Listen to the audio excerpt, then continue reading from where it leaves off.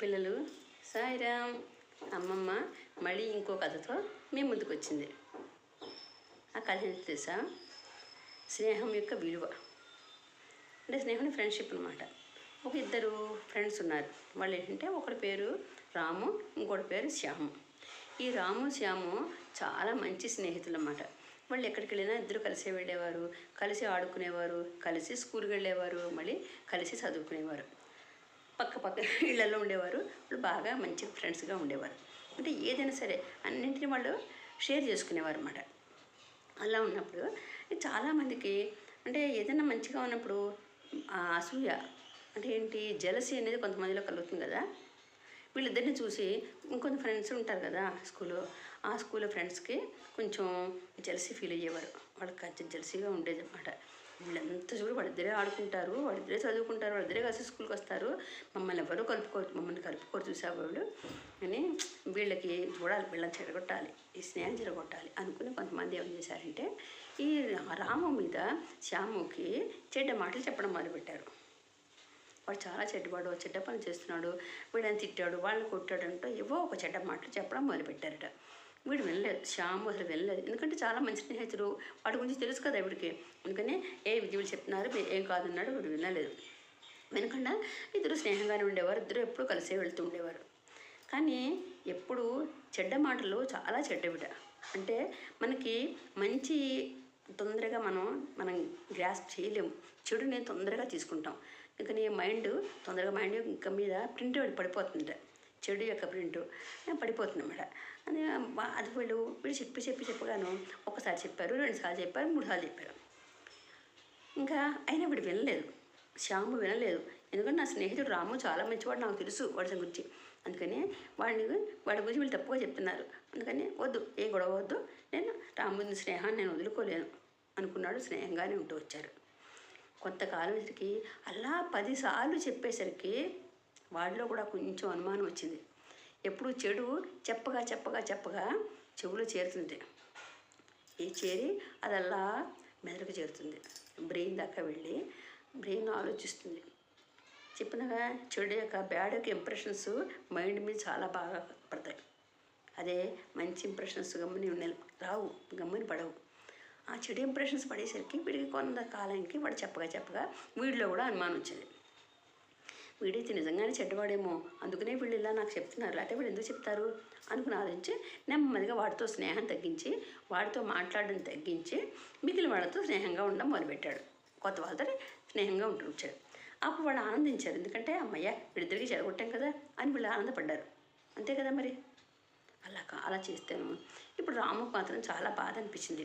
అయ్యో, ఇంత స్నేహంగా నాతో ఉంటున్నాడు, ఇంతకాలంగా మేము ఎదురు కలిసి ఉంటున్నాం కదా, ఇప్పుడు వీళ్ళలో ఎందుకు ఇలా మార్పు వచ్చింది, నాతో ఎందుకు మాట్లాడడం మానేశాడు, నాతో స్నేహంగా ఉండట్లేదు, నాతో ఎక్కువ మాట్లాడట్లేదు, స్కూల్కి వెళ్ళేప్పుడు నాతో రావట్లేదు, చదువుకునేందుకు నాతో రావట్లేదు, ఆటలకి నాతో రావట్లేదు, వీడికి ఎందుకు ఇలా తేడా వచ్చింది, అయ్యో ఇలాగా ఎందుకో ఏదో వాళ్ళలో డిఫరెన్స్ వచ్చింది, ఎందుకో నాకు తెలియట్లేదు అనుకుని రాము చాలా బాధపడుతూ ఉండేవాట. ఈ రాము ఏం చేసి ఎప్పుడు శ్యాము అంటే చాలా ఇష్టం కదా, ఎవ్రీ ఇయర్ వారి బర్త్డేకి ఈ శ్యాముకి వాడికి ఎంతో రోజెస్ అంటే ఇష్టం, అందుకని శ్యాము బర్త్డేకి ఒక రోజుని రాము ప్రజెంట్ చేసేవాట. ఎవ్రీ ఇయర్ ఇలా జరుగుతోంది. అలా జరుగుతుంటే వీళ్ళు కొన్ని మాట్లాడడం మానేశాడు కదా కొంతకాలంగా. మానేస్తే అలా కొంతకాలం జరిగింది. రాము కొంచెం బాధగా ఉంటూ వచ్చాడు. అలా వచ్చి ఇప్పుడు బర్త్డే దగ్గర పడుతోంది, శ్యాము బర్త్డే దగ్గర వస్తుంది. ఇప్పుడు నేను ఎవ్రీ ఇయర్ వీడికి ఒక రోజు నేను గిఫ్ట్గా ఇస్తున్నాను కదా, ఇప్పుడు వాడికి రోజు ఇవ్వంటే వాడికి చాలా ఇష్టము, ఇప్పుడు వాడు నాతో మాట్లాడట్లేదు, నేను ఇస్తే మరి తీసుకుంటాడో లేదో, ఎలాగా ఏం చెయ్యాలి, అయ్యో రాము బర్త్డేకి నేను గిఫ్ట్ ఇవ్వద్దా అని వాడు చాలా బాధపడ్డాడు. బర్త్డే దగ్గరికి వచ్చేసిన ఆ రోజుకి అప్పుడు ఏం చేశాడు రాము, అయితే రాము మాట్లాడకపోయినా సరే, శ్యాము మాట్లాడకపోయినా నేను మాట్లాడతాను అనేసి ఒక మంచి రోజు తీసుకుని వాడు శ్యాము దగ్గరికి వెళ్ళాడు. వెళ్ళి శ్యాము ఇవాళ నీ బర్త్డే కదా, హ్యాపీ బర్త్డే అని చెప్పేసి ఈ రోజు ఇచ్చాడు. రోజు ఇస్తే వాడు కొంచెం అంత ఇష్టంగా అంటే పెద్ద ఇంట్రెస్ట్ చూపించలేదు, అయినా కానీ ఇచ్చాడు కదా పోన్లే అని తీసుకున్నాడు. ఆ తీసుకునేటప్పుడు రోజెస్కి ఏముంటాయి, చిన్న ముళ్ళు ఉంటాయి కదా, సన్న ముళ్ళు ఉంటాయి, థార్న్స్. వీడు తీసుకోవడంలో కదా ఇష్టంగా తీసుకునేసరికి ఆ ముళ్ళు వీడి వేలు గుచ్చుకునేసరికి వీడి కోపం వచ్చింది.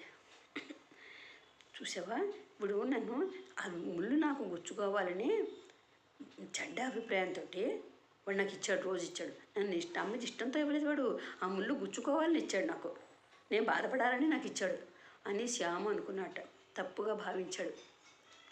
తప్పుగా ఆలోచిస్తే రాము మాత్రం వాడు తెలియలేదు, వాడికి ఏమనిపించలేదు. ఇప్పుడు గుచ్చుకున్నా వాడికి తెలియలేదు కదా. అందుకని శ్యాముకేమో హ్యాపీ బర్త్డే చెప్పేశాడు, ఆనందంగా ఇంటికి వెళ్ళిపోయాడు. అమ్మయ్య, నా శ్యాముకి నేను రోజు గిఫ్ట్ ఇచ్చాను, వాడి బర్త్డేకి ఇచ్చాను అనేసి మాట్లాడాడు శ్యాము నాతోటి అని చాలా ఆనందపడ్డాడు.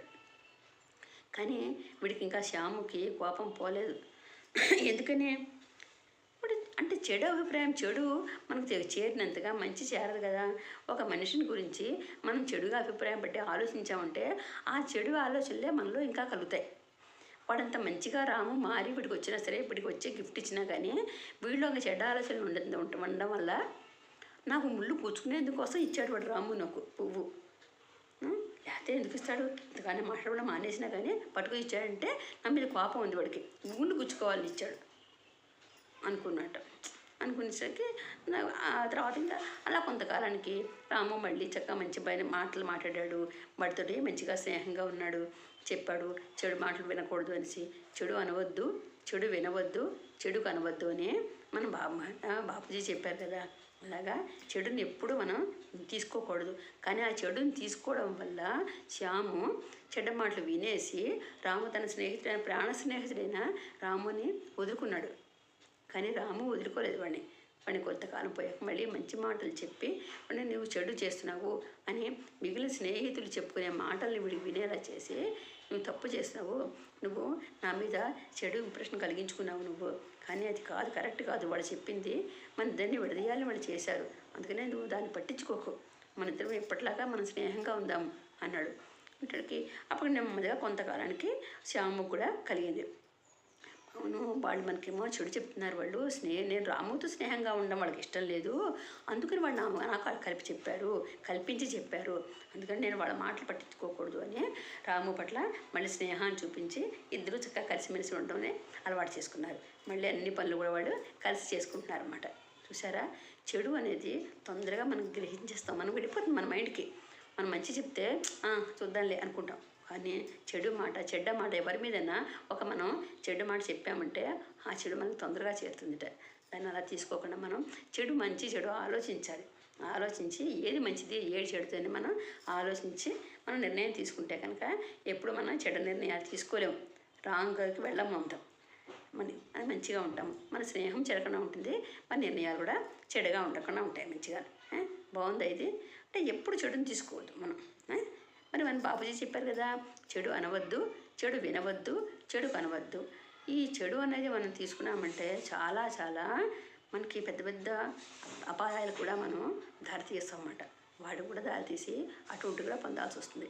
అందుకని ఇవన్నీ మనం ఆలోచించుకుందాం, ఇక నుంచి ఏది మంచి ఏది చెడు అని ఆలోచించి మనం నిర్ణయం తీసుకుందాం. ఓకేనా? సాయిరామ్.